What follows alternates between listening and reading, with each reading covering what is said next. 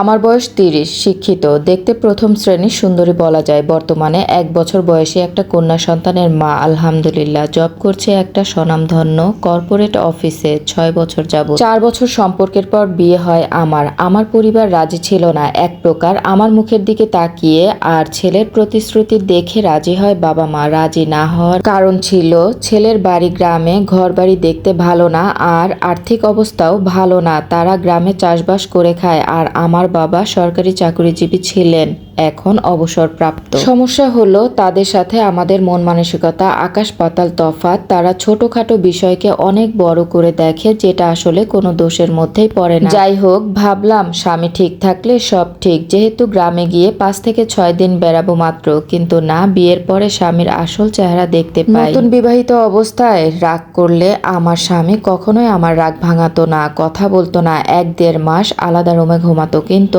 আমি এভাবে থাকতে পারতাম না। একটু ভালোবাসা, কথা বলার জন্য পায়ের কাছে পড়ে থাকতাম। আমি তার রাগ ভাঙাতে চাইলেও সে আমাকে ফিরিয়ে দিত। কি যে খারাপ লাগতো আমার বলা যাবে না। শুরুতে বাবা মাকে এসব কিছু বলিনি, কারণ তারা তো রাজি ছিল না। কিছু মাস না যেতেই ঝগড়া হলেই আমাকে সে মারতো অনেক। তার মার থেকে বাঁচায়নি এমন কেউ বাকি ছিল না ওই বিল্ডিং এ। আমার শ্বশুর শাশুড়িকে জানালে শাশুড়ি আমাকে বলে, পুরুষ মানুষ যত রাগই করুক, গায়ে হাত তুলুক, গালাগালি করুক, তুমি যে কথা বলবা, ক্ষমা চাইবা, তার মন যখন চাইবে সে কাছে আসবে। তোমার এগুলো নিয়ে এত বাড়াবাড়ি করার দরকার নাই। মাথা ঠান্ডা হলে সে আসবে তোমার কাছে। বুঝে গিয়েছিলাম সেদিন যে সে কোন ক্লাসের মানুষ। সবকিছু দেখে জবে জয়েন করি ১ বছরের মাঝে। এর মাঝে বাবা মা অনেকটা জেনে বুঝে ফেলে। আমার বাবা মা আমাকে চলে যেতে বলে, কিন্তু আমি যাইনি। তাকে ভালোবাসতাম, বিশ্বাস করতাম, তাই সে যখন ঝগড়া হতো, মারামারি গালাগালি করতো, বাসা থেকে বের করে দিত। প্রায় সময়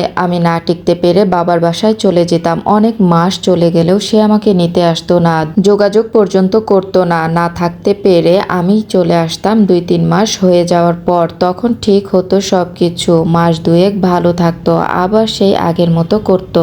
বাবা মা সবসময় আমাকে বুঝাতো সরে আসতে, কিন্তু পারিনি। সবসময় চেয়েছি সংসারটা না ভাঙুক। আমি চাকরি করেও দায়িত্ব পালন করতাম ঠিকঠাক ভাবে। ফিরে এসে ২-৩ পদ রান্না করতাম, একদম পরিপাটি গোছানো থাকতো। তাও সে এসে ভুল ধরতো, আমি মানিয়ে নিতে চাইতাম। ২ বছর আগে আমি ১ বছর আলাদা থেকেছিলাম, আর এভাবে ঝুলে থাকবো না আমি জানিয়েছিলাম। তখন সে এসে আমাকে নিয়ে যায়, গিয়ে কনসিভ করি। এতে অনেক খুশি ছিলাম আমি। শ্বশুর বাড়িতে খুশি সবাই। ভাবলাম সামনের দিনগুলো ভালো যাবে। সে আমার প্রেগনেন্সির জার্নিতে তেমন কোনো টাকা খরচ করেনি। তার জব ছিল না, টুকিটাকি কাজ করে সে ইনকাম করত। প্রথম মাসে শুধু ভিজিট ফি দেয়। আমি তার এই সময় আর্থিক সহায়তা করি। প্রতি মাসে আমার হাসপাতালে যেতে হতো, ১০ থেকে ১২ হাজার টাকা লাগতো। ডেলিভারি বিল আসে প্রায় ১.৫ লক্ষ টাকা, যার ১ পয়সাও সে দেয়নি, পুরো আমি দিয়েছি।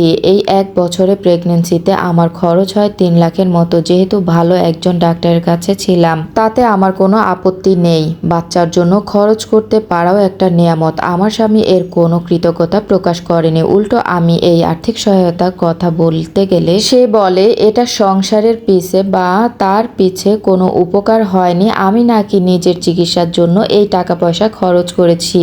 কথাটা বলতে গিয়ে আমার কান্না আসছে। বাচ্চাকে তার দাদা দাদি সবাই আদর করে, কিন্তু আমার স্বামী বাচ্চার প্রতি উদাসীন। ৫ থেকে ১০ মিনিট কোলে নেয়, তেমন সময় দেয় না। বাচ্চা লালন পালনে কোনো সাহায্য সহযোগিতা করে না। আমি রাত জেগে বাচ্চাতে ব্যস্ত থাকি, আর সে তখন বন্ধুদের সাথে আড্ডাবাজিতে ব্যস্ত। বাসায় বসে নিজের মোবাইল দেখায় ব্যস্ত থাকে, কিন্তু বাচ্চাটা তো অবুঝ, অ্যাটেনশন চায় বাবার। বাচ্চা হওয়ার পরে বাচ্চার প্রতি সে দায়িত্ব পালন করে না, কিন্তু মুখে মুখে বলে যে সে বাচ্চাকে ভালোবাসে, আদর করে, যা কাজে কর্মে বোঝা যায় না।